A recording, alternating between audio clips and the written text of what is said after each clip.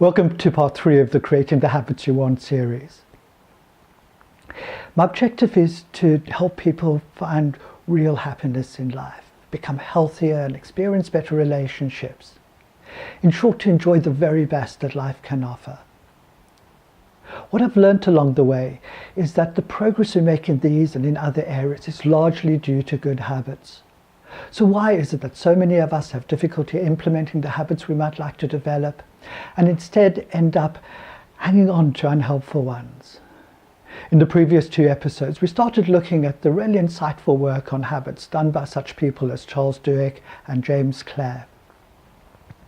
We saw how much more important our habits are than our goals, and how the best way to achieve the things we dream of is for us to become the sort of person that practices the habits necessary to make them happen. We then dug down into the structure of the habit loop, where we found 4 distinct components, namely a cue, a craving, a response, and a reward. We then considered how to approach each of these. We saw that it would be helpful to find an effective trigger for our new habits and to make them attractive, easy to perform, and satisfying. We also noted the importance of starting small so as not to become overwhelmed and risk giving up at the first hurdle. But what about existing habits that we might like to change? In this episode, we consider some interesting questions relating to our bad habits and the emotional needs that may first have triggered them and that now serve to sustain them. Then in videos 4 and 5, we'll look respectively at the actual process of dealing with our bad habits and of some habit troubleshooting. Before we get going, if you haven't done so already, may I invite you to take a moment to find the subscribe button on your screen and to use it to subscribe to my YouTube channel. Also, because I'd like these videos to reach as many people as possible, please feel free to share them with anyone who you think might find them of value. We all have bad habits, so let's now start by asking why we develop them in the first place. We know they often involve such really annoying things as us wasting too much time watching TV or surfing the net, shopping too much, eating unhealthy meals, drinking too much or too often, etc., etc. It turns out, although there certainly are negative consequences to each of these behaviors, they'll also invariably serve a purpose in our life. They may, for instance, alleviate boredom or doctor such underlying conditions as feelings of insecurity, anger, stress, anxiety, or depression.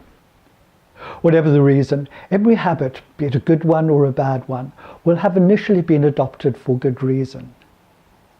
Each of us is programmed with specific physical and emotional needs, and our habits, more often than not, unconsciously serve to meet them.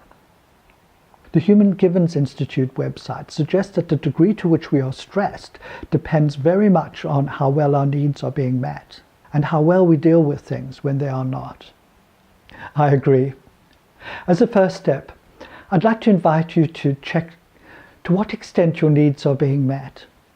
So let's take this opportunity to use a questionnaire largely based on the Institute's insightful online one to gauge just how well we fare in terms of our own fundamental emotional needs.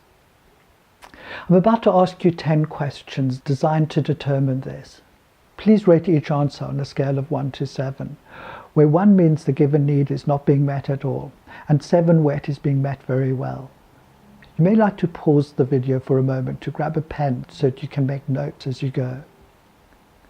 So let's begin. Number 1. Do you feel secure in all major areas of your life, like your home, your work, and your environment? 2. Do you feel you receive enough attention? 3. Do you think you pay enough attention to other people? 4. Do you, most of the time, feel in control of your life? 5. Do you feel connected to a part of a wider community? 6. Can you obtain privacy when you need it? 7. Do you feel emotionally connected to others?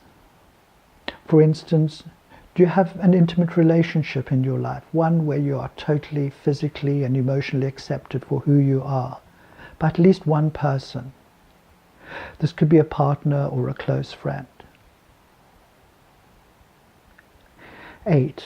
Do you feel you have status that is acknowledged? 9. Are you achieving things in your life and feeling competent in at least one major area? 10. Are you being mentally and or physically stretched in ways which give you a sense that life is meaningful? Of course, there can be a variety of reasons our needs are not being properly met.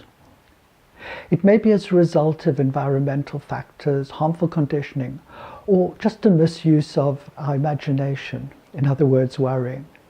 Whatever the cause, stress, anxiety, anger, depression, and addiction are frequently the result, which in turn are invariably at the root of our undesirable habits. So what do our answers tell us? If our scores are mostly low, we are more likely to be experiencing symptoms of stress as a result of our emotional needs not being adequately met. If any score is 3 or less, the chances are that that particular need is causing significant stress in our life. Even if we have rated just one need as being very poorly met, it can be enough to seriously impact on our mental and emotional stability. Of course, there are things in our life that we may be able to change, and others that we're not. That's just the nature of the human condition. Either way, it's helpful for us to become more aware of those needs in our life that are not being properly met, and also of those habits that may have developed as a result. Where there are unfulfilled needs and no immediate obvious way to remedy the situation, then simply acknowledging their existence and accepting how things are, at least for now, is the best way to go. This is very different to resignation, which is in no way the route that I'm suggesting here. Also, may I encourage you to approach the process in a way that doesn't involve judgment of yourself or of others, and in a way that doesn't allocate blame. Finding fault with yourself or with anyone else is unlikely to be helpful in this context, and would simply be missing the point of the exercise.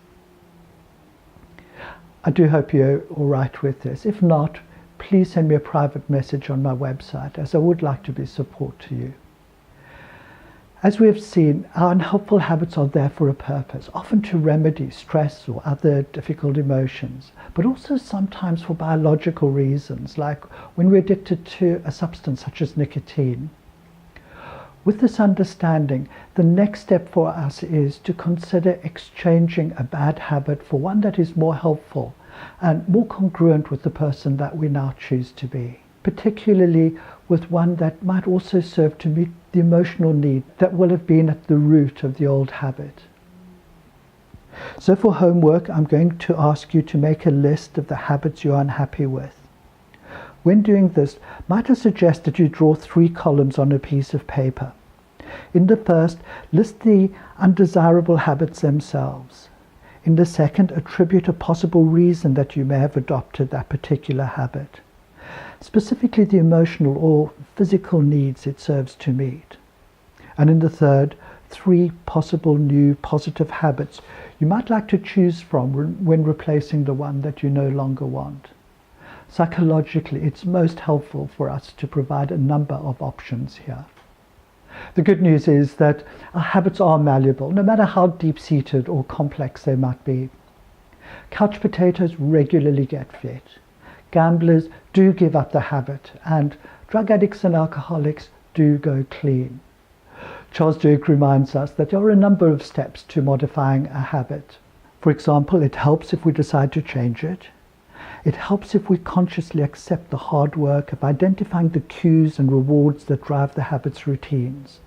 And it helps if we find and consider a number of alternative behaviors. In our next video, we'll look in some more detail at the actual process of ridding ourselves of our bad behavior patterns. In the meanwhile, I invite you to leave your comments below, or if you prefer, to contact me privately through my website, christophernorris.co.uk. Thanks for watching. My name is Christopher Norris, and I live and I work here in London, but for those of you based further afield, I also work online. Expect life to be different. I very much look forward to seeing you back for video 4 of this series.